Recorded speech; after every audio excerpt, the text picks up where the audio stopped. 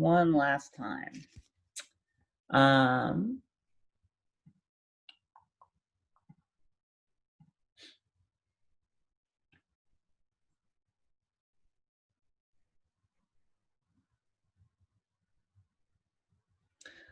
Okay, so let's start with the overview and a few of the announcements, none of which should be particularly surprising. Today we're going to talk about, we're going to finish up with Laplace transforms. And hopefully you've had a chance to look at the homework. The last two homework problems are indeed Laplace transforms. They're not as tricky as they look. The last problem has a number of estimations that you have to go through. In fact, both Laplace transforms actually force you to do some series expansions, just by way of circling back to where we started, like the bookend part. So we're going to do that. And as I've mentioned throughout the term, Laplace transforms are incredibly useful because of what they do for us mathematically, and where you tend to see them more often than not is in complicated equations of motion problems. And we'll do an example of that, or rate problems later on. But the whole idea is that you're going to transform because of the way they work. It's easy enough if you know what an inverse, the inverse of a Laplace transform is. It's easy enough to convert an ODE into an algebraic expression. Announcements. Your last homework is due by midnight Central Time in whatever state that you can get it to me. I will grade it as quickly as possible. If I'm up, I'll grade it then. If not, I'll grade it before I go for my run Saturday morning. Once that's graded, I will update your estimated course grade, and you can then decide whether you'd like to take the final or not. No judgment. I really totally understand why you would not want to take a final. I'm sure you can understand why I would not want to write a final. So we're all on the same page here. But if you want to take the final, totally fine. What I'm asking you to do is that since the grades will be posted Saturday morning, that you should email me, and I would suggest no later than 5 Central Time on Saturday to let me know your intentions. If I don't hear from you, I'm going to assume that you are taking the final. Okay, so just, and honestly, there is no judgment here. It makes no difference to me whether you take the final or not. You guys have been working hard all term. It's all up to you. Okay? Everybody okay? Any questions about that? All right. And I said, everything, your grades have been updated to include everything except for your reflection for this week and the homework that's due this week. So both are due by midnight. Try and get them in as quickly as possible, but midnight is the deadline for that. Okay, if something happens, please email me, right? If there's an extraordinary circumstance that requires that you need more time, please email me. If I don't hear from you, I'm just going to assume that you're not turning something in. Okay, I have really tried to be very flexible this term, and I'm very happy to be flexible this term, but I just need to know in order to do that. Okay, on to the subject of today, which are Laplace transforms. So this is a different kind of transform. It's related to the Fourier transform. You'll notice that really the only difference is that it's not an imaginary exponential. That actually comes with some useful features. It's also, if you look at the integrated interval defined from 0 to infinity. So and of course your book changes the notation around a little bit, but what we're doing is we're taking a function, say f of t, and in this transform space, we're applying the integral of e to the minus st, where s is our transform variable. So that's the definition of the Laplace transform. Some things to note. One is that f of t, the integral of f of t dt need not exist. That is, it need not actually converge. All that's required is the absolute, essentially the absolute value of e to the minus st times f of t exists. That is, there's some value using the Weierstrass test, for example, you can show that there, as long as that integrand exists, you're fine. But f of t itself doesn't have to exist. You have to be careful about singularities as well.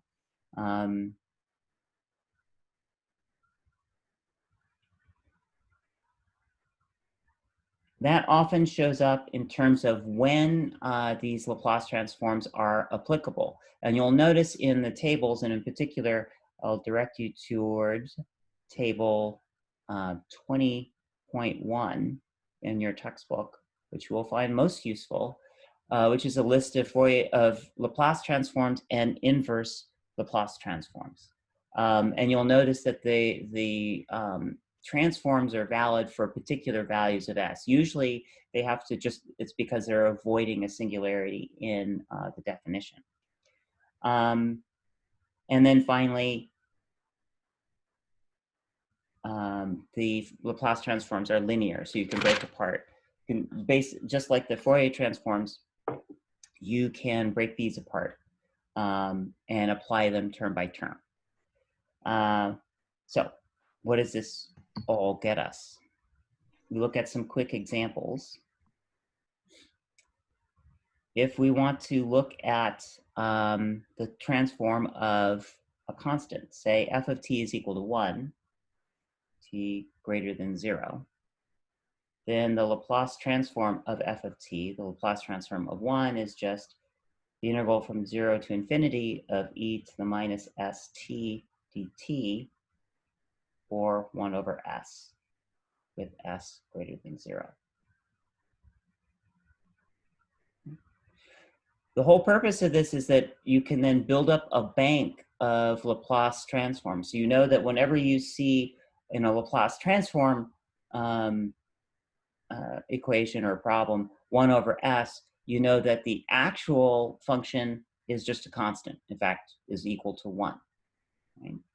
That's why, one of the reasons why we've defined the Laplace transform in terms of the integral from 0 to infinity, and that the Laplace transform is e to the minus st. It allows us to evaluate these functions.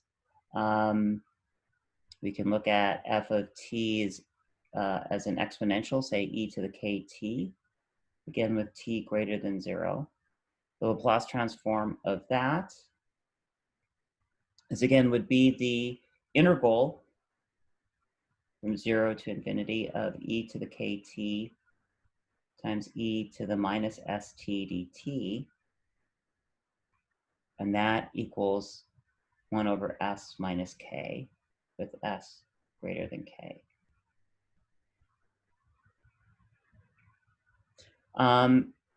And then we can do others. It's easy enough to derive this, but as I said before, you can look up tables. So some of the more important ones that you'll see, for example, the Laplace transform of cosine kt is equal to s over s squared plus k squared. And you can just verify these by integration.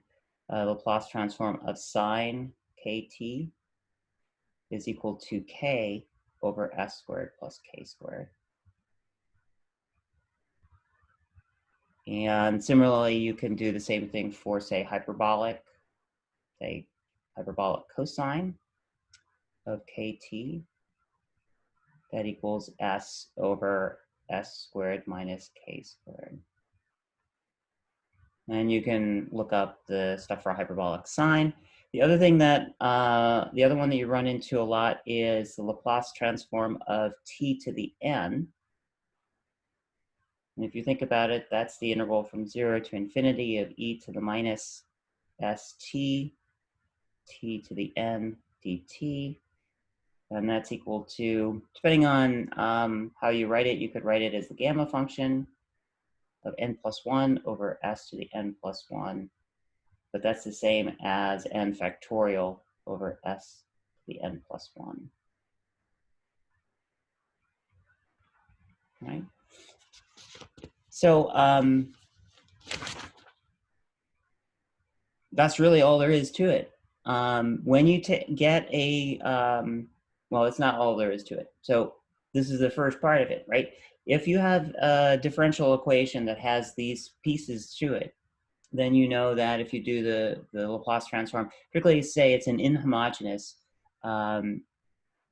differential equation, then you know what the Laplace transform is for the inhomogeneous part of it. Right? And in order to get back what the original function is, you need to use the inverse transform.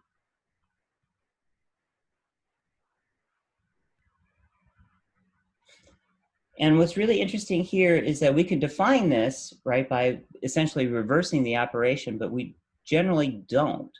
What we generally do is look at a table of functions that have already been calculated.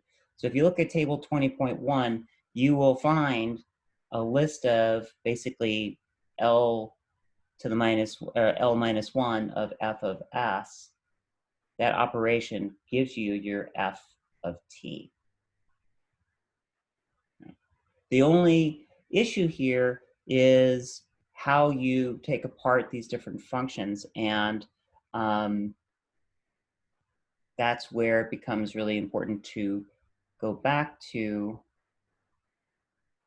our friend partial fractions.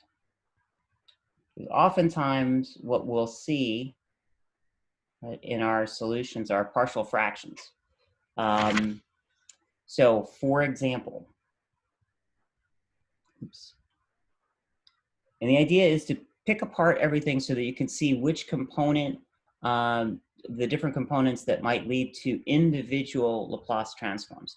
So let's say, as an example, you've done your Fourier transform, and your Fourier transform for this system, the answer is, say, k squared over s times s squared plus k squared. Okay. Now, your first job, actually, as almost silly as it seems, would be to consult table 20.1. If that function is in table 20.1, then you know what the f of t is that generated that Laplace transform. If it isn't, you need to break this apart into pieces that do. All right. So what you can do then is write this as some constant over s plus another constant, say as plus b over s squared plus k squared. And so k squared over s times s squared plus k squared would be equal to c times s squared plus k squared plus s times as plus b all over s times s squared plus k squared, right? And then we'd have to solve for all of the terms. Basically, we look at our s squared terms. For anything multiplying s squared, we have c plus a equals 0. There's no s squared on top, on the left-hand side, so that means that a is equal to minus 1. We look at s terms, b is equal to 0, so b is equal to 0. Easy enough.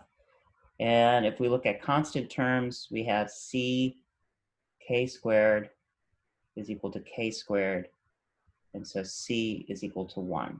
Just solving for comparing the right side to the left side. So that means our Fourier transform f of s is equal to 1 over s minus s over s squared plus k squared. Now we're in business, because f of t, right, is equal to the inverse transform. I want to put a dot there. The inverse Laplace transform of f of s.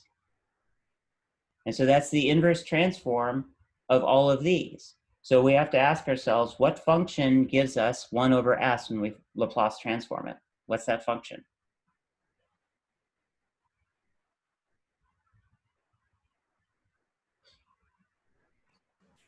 One. Just 1, right? And then s over s squared plus k squared, again, if you look up the page, that's minus cosine kt. And then you're done, okay?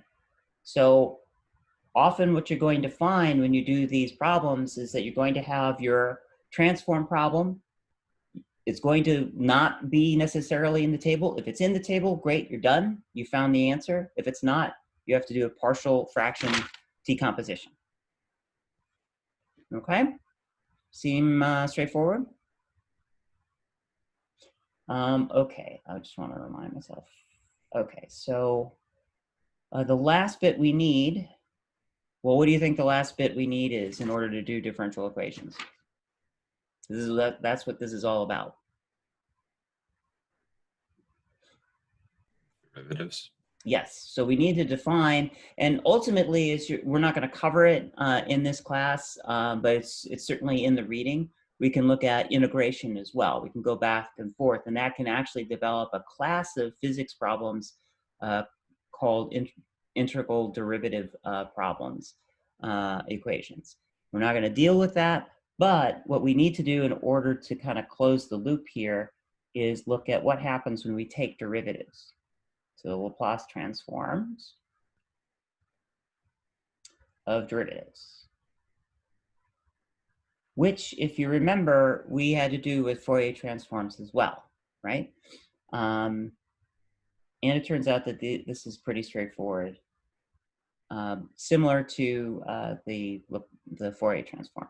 So let's consider L of the first derivative of our function f of t. Right, that's going to be equal to 0 to infinity, the interval from 0 to infinity of e to the minus st times df of t dt dt. So again, we break this into integrating by parts. That'll be e to the minus st times f of t, evaluated from 0 to infinity. Plus the integral from 0 to infinity of e to the minus st f of t dt. I think this is 9.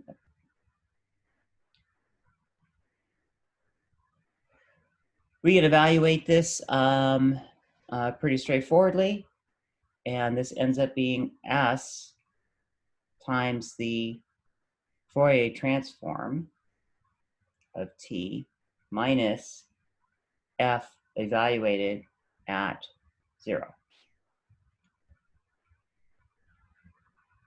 Right? In other words, this is s f of s minus that 0. Okay. If we want to continue doing this, we're basically evaluating this coming from the positive side.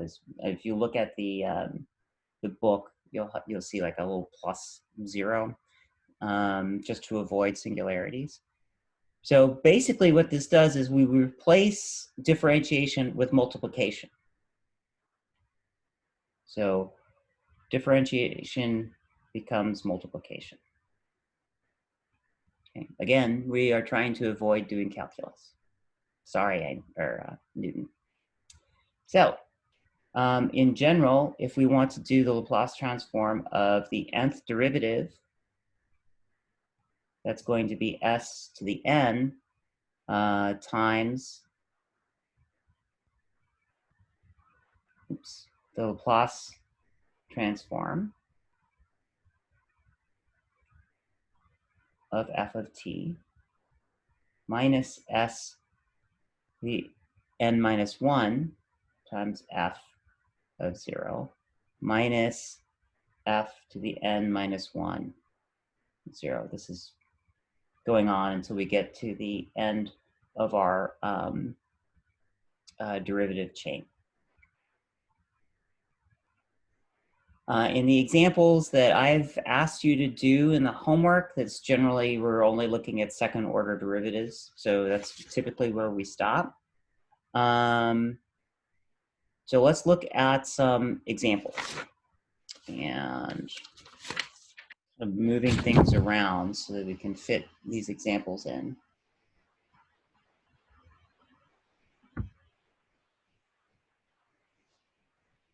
It's generally best to start with something we know, right? So simple harmonic oscillator. So we can write simple harmonic oscillator as, say, m d squared x of t dt squared plus k x of t is equal to 0, with the initial condition that x of 0 is equal to x naught and x prime of 0 is equal to 0. Now we know how to solve this, obviously, but what happened? How do we do this with Laplace transform? Right. So we take the Laplace transform of both sides. So that means, and again, these are m's a constant. So this is the Laplace transform of x double prime plus k times the Laplace transform of x. And the Laplace transform of 0 is 0. The formalism that we typically use then is to write this as ms squared x of s, where x of s is the Laplace transform of capital X of t, minus ms x naught, right? That's that second part of the derivative, right? And then, so in other words, the Laplace transform of that derivative are those two terms. And then you have k times the Laplace transform of x, and that's equal to 0.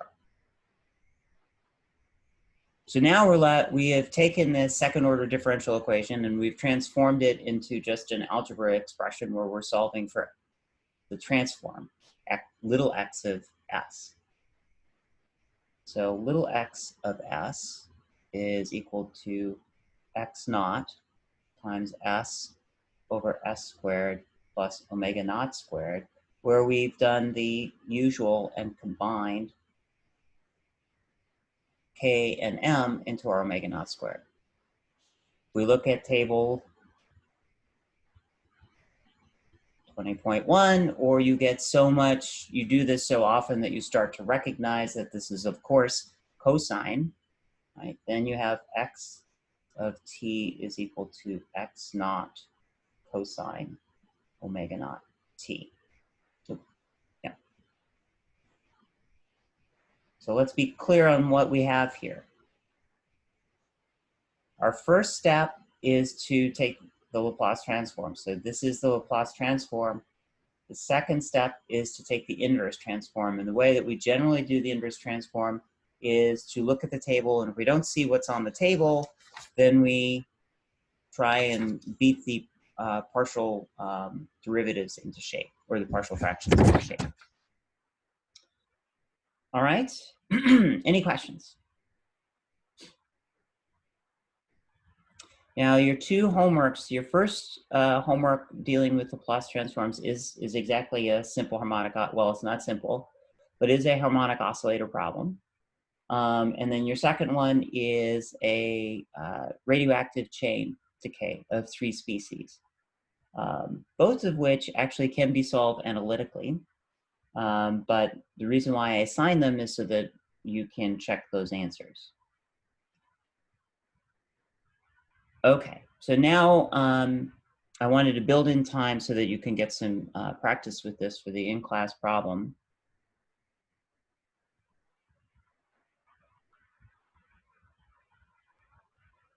And the in-class problem actually deals with the generation of nuclei in, say, a nuclear generator.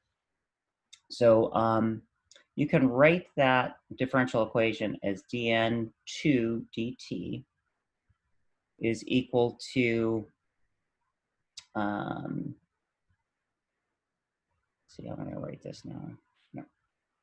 N V sigma 1 N1 0 minus N V sigma 2 NT of I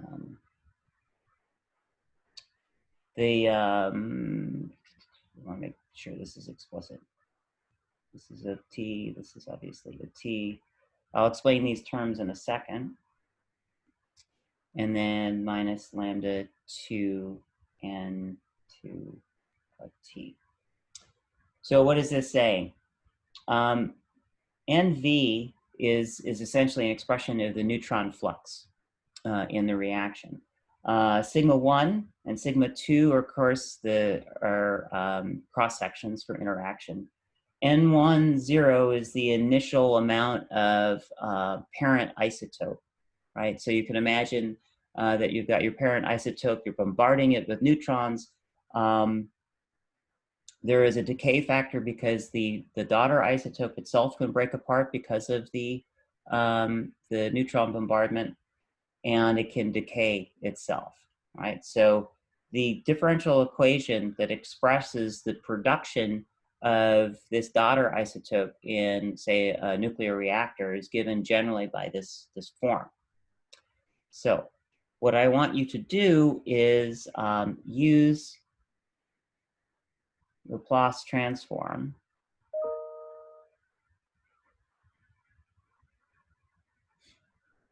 to solve for N2 of T. And I want to get you started. Okay, so what's the first step that we do? What's the very first step? Take the transform of both sides. Right, just simply take the transform of both sides. So step 1, apply the Laplace transform, right, on both sides. And the nice thing about this, right, is that especially when we're dealing with derivatives, it's very, very rare when you're doing Laplace transforms that you're actually doing the integration to create that Laplace transform. You're identifying functions and derivatives. So if we look on the left side, we have S times N2 of S minus just N2 of 0, that initial amount of N2, right? And then on the other side, we have NV sigma 1 N1 0. What do we multiply that by? All of these things are constants. We're assuming a constant neutron flux. 1 over S. Right.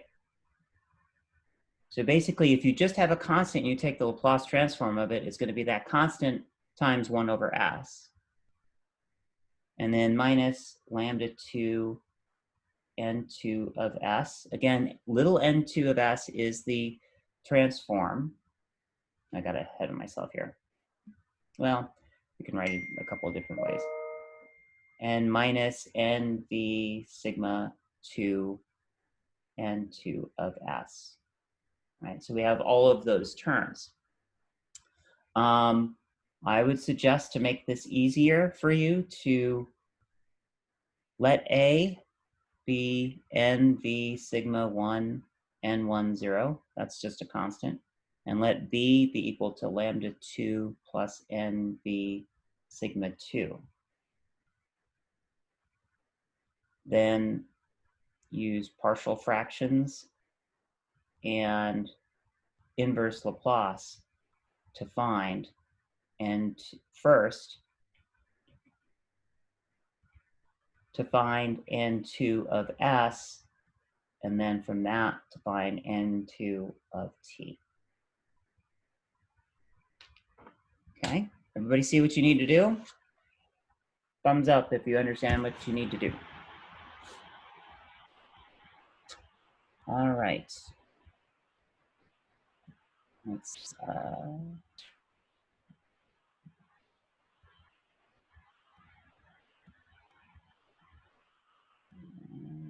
this not working?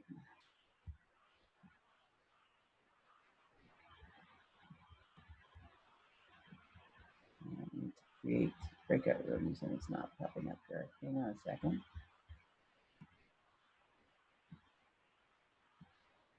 Oh, here we go. How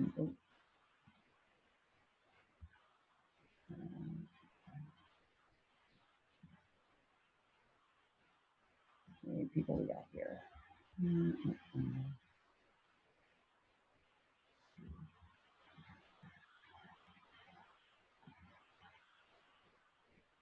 All right, off you go.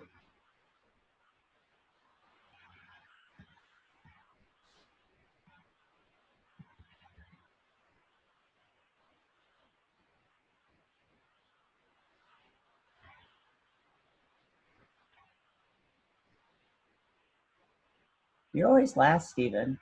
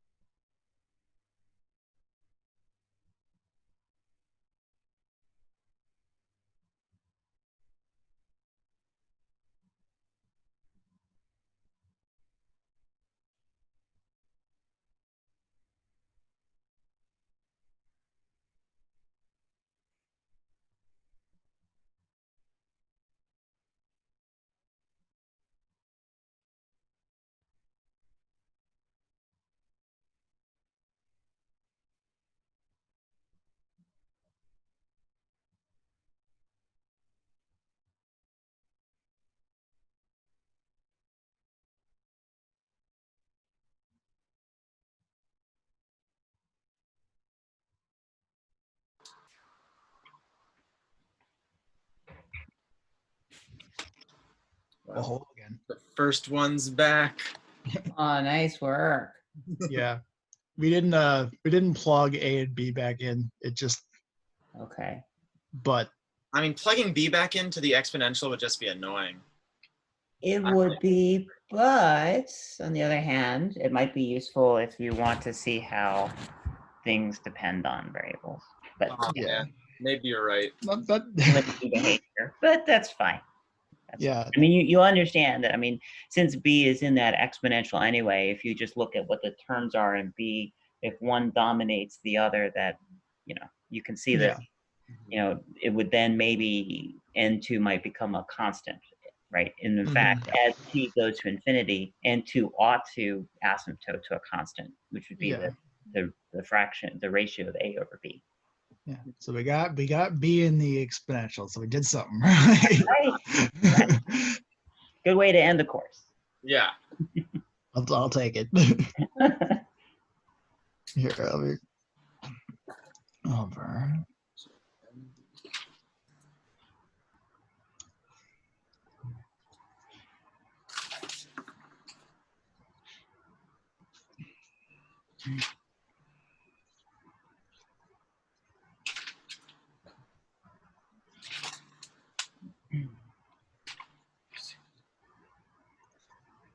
Okay.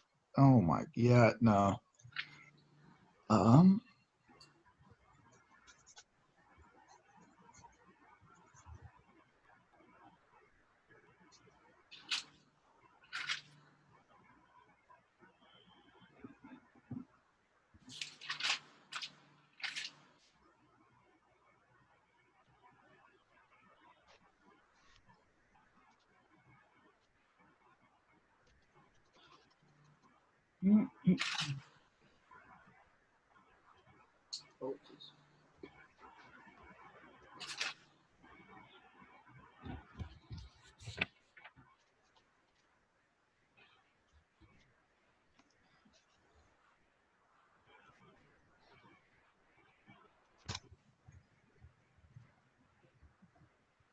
Okay.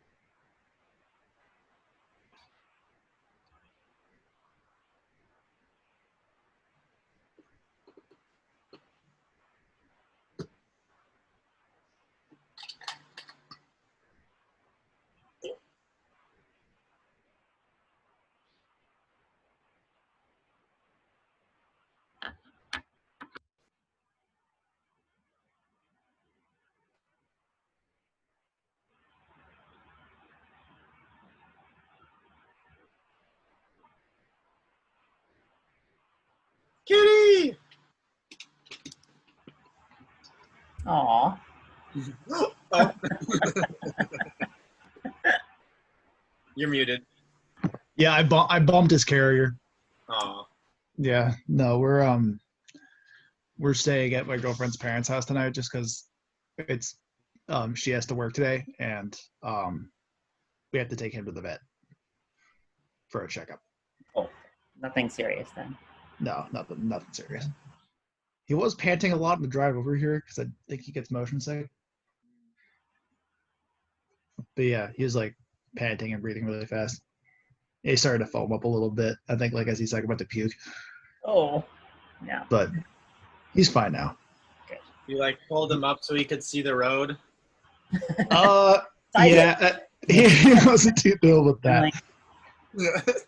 Well, no, because originally he was like we had him as carrier, and he just like wouldn't shut up, so we just stuck him in our. I was just like, looks at I unzip the carrier a little bit to try to pet him, and then he like try to get out, and I just like steal it. I'm like, screw it, I'm just gonna put it on my lap. And yeah, he surprisingly doesn't run around everywhere. I think he's just too freaked out to be rambunctious, Mhm. which is kind of sad, but it's not the worst thing.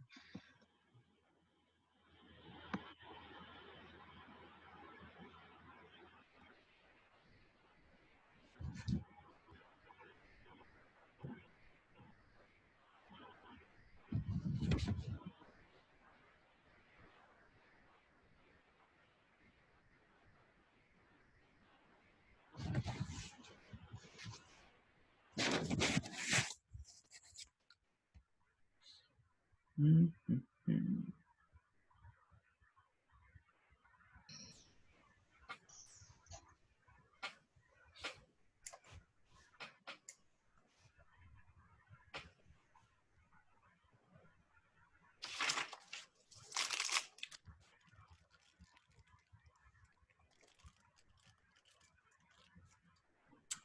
Okay, welcome back, everybody. So what you should have gotten with these substitutions, you can, I'm going to make a simplification here just to make my math a little easier. So you can keep this in there, but generally speaking, you're starting with nothing produced. You could still have that initial value in there, but if you start with nothing, then you end up with A over S minus B times N2 of S, which means N2 of S is equal to A S 1 over S plus B. And then if you do the partial fraction decomposition, that ends up being, what do we got here? A over B times 1 over S minus 1 over S plus B. And this is 1. This is e to the minus bt. And so with this initial condition, we have n of t is equal to a over b times 1 minus e to the minus bt, which is fine. If you think about it, as time goes on, this should asymptote to a constant value. If you wanted to, you could substitute everything back in, and so this would be nv sigma 1 n1 0 over lambda 2 plus nv sigma 2 times 1 minus the exponential of minus lambda 2 plus nv sigma 2 t. Okay, does that all look reasonable? Okay, so and you can check this, right? I mean, this problem turns out to be separable, right? So you can actually do this as a, I mean, you would get a dn2 over a minus bn2 is equal to d2 and integrate that. So you'd be able to check that. Which is one of the, again, one of the reasons why I wanted to use this as an example.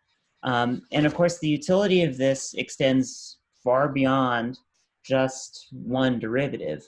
One last example I want to leave you with, and I'm not going to solve it completely because I think it's in your book, but if you consider the damped harmonic oscillator, and of course you could put in a forcing term as well. This is where things can get really quite simple. If you start with, say, mx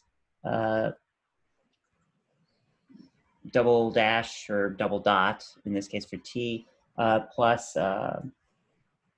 x prime plus k x of t is equal to 0, with the usual initial conditions, we'll just call it x naught, and maybe x prime of 0 is equal to 0.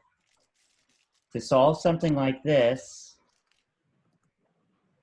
you use the same method, right? So you Laplace transform this. Now you have a double derivative. So this would just be m times s squared x of s minus s x naught, right? You always have that initial value plus b of s x of s minus x naught, because now this is the second derivative, this is the first derivative, and then plus k and a Laplace transform of x of s is equal to 0. If we had a forcing term, we'd have a Laplace transform over here as well, right? This is where this can become really quite simple. Of course, in this case, what you'd end up with is x of s is equal to x naught. We do this ms plus b over ms squared plus bs plus k. That equals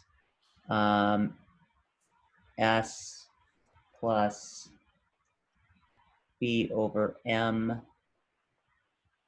s squared plus b over m s plus k over m x naught. And you're fine there. To do something like this, you would complete the square. Namely, s squared plus b over m s plus k over m is equal to s plus b over 2m squared plus k over m minus b squared over 4m squared. That is, the square that we're completing is that we're adding b squared over 4m squared and subtracting b squared over 4m squared in order to get this square term. If we let, say, omega 1 squared be k over m minus b squared over 4m squared and have that greater than 0,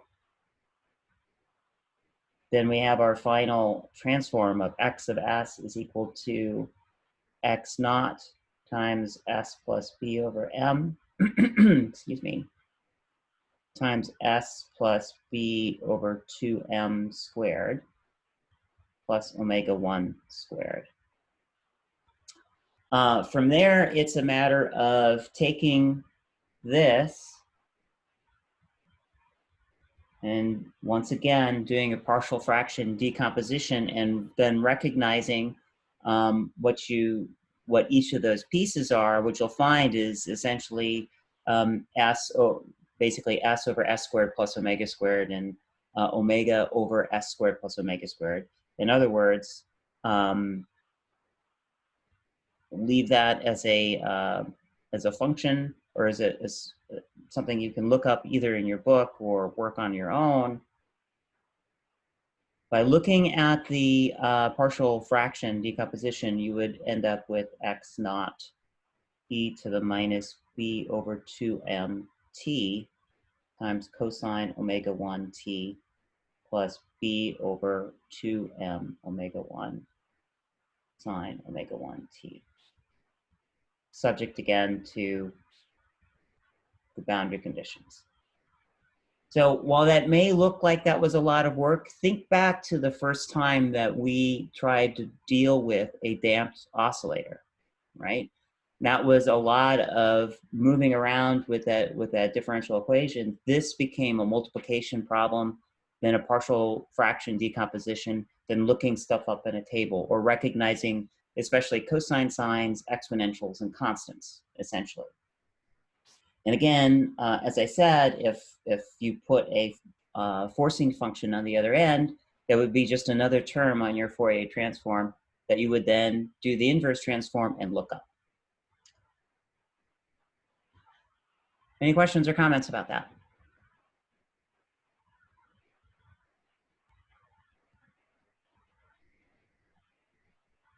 I'm just going to say it. This is my favorite part of mathematical physics. This is being creatively lazy taken to the nth degree, right? We don't have to do derivatives. We don't have to do integrals even. We just have to look up tables and be able to go back and forth. All we need is to go back to 7th grade and remember fractions. Right? So congratulations. You just spent 3 or 4 years paying Lawrence to learn how to do fractions in physics problems. Yay. Okay, that's it. That's all I got. I want to thank all of you for all of your hard work. I miss all of you, as I said yesterday. I wish that we could have had this class in person. But I'm really proud of you taking this class. Many of you did not need to take this class. And I recognize that this can be a challenging class and a challenging subject. You guys exceeded my expectations, as you have done since I've known you as students. So I'm proud of you. Make sure today, try not to delay if you can, to do your reflection. And if you want it to be on the whole class, do it on the whole class. That's fine. But get your reflection in and get the homework in. I have office hours from 2 to 3. If you have any other problems, ping me. If you have problems with the deadlines, absolutely ping me. Otherwise, I miss you guys. And I love having you around. So if I don't see you, good luck with everything you do. And I can't wait to see you in person again. Thanks, Meg. You're welcome. Thank you, guys. Thank you. Thank you. Thank you so All right. much, Meg. Bye, Rick. Bye, Willa. Bye, Stephen. Bye, Ben. Bye, Nick. Bye, you. Bye, Rick. I already said that. Bye, Tom. Bye, Ennis. Bye, Adrian. Bye, Adrian. Adrian. Wait, hold on a second. I got to get class picture here. All right. Okay, everybody smile and wave. There we go. I don't know if that was good. Maybe I'll try one more. All right. And we're missing Allie. Oh, That 2-hour time difference is pretty killer. yeah, I bet. Yep. All right. Well, bye. Bye. Bye, Meg. Thank you for Alright. everything. Thank you so Thank much. you, guys. you. You did great. All right. See you later. Bye.